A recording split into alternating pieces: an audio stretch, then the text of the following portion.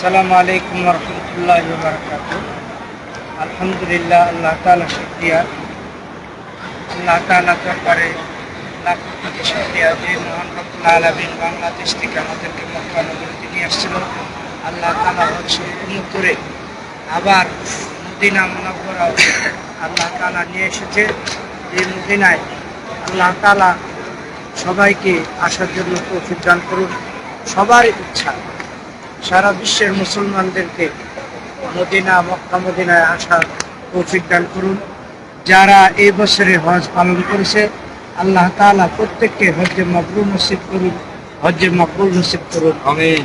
এবং এই মদিনায়, এটা হলো জানের মদিনা, প্রাণের মদিনা, সোনার মদিনা, পবিত্র মদিনায়, এই মদিনায় আল্লাহ রসুল শুয়ে আছেন।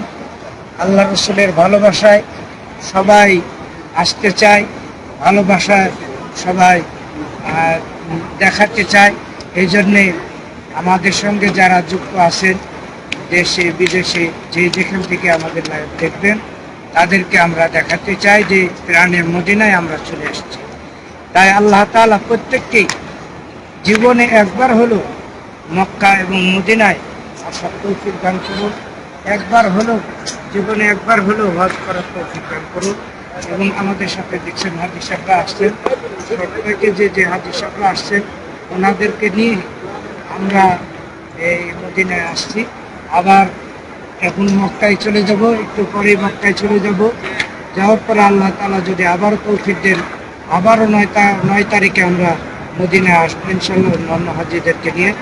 আল্লাহ তাআলা আমাদের এই সফরে, যাওয়া আসা সফরের এবং এখানের মদিনা এবং মক্কার যত নেক আমল হয়েছে আল্লাহ তাআলা সমস্ত নেক আমলগুলোকে কবুল করে নিন এবং আমাদের সমস্ত গুনাহগুলো মাফ করে দেন।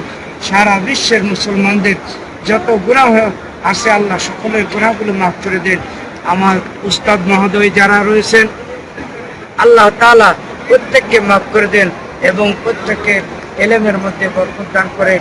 এবং আমাদের হাজী সাহেবরা যারা এসেছেন আল্লাহ তাআলা প্রত্যেকের রিজিকের মধ্যে সাহায্য দান করেন, রিজিকে হালাল রিজিকের মধ্যে প্রশস্ততা দান করেন।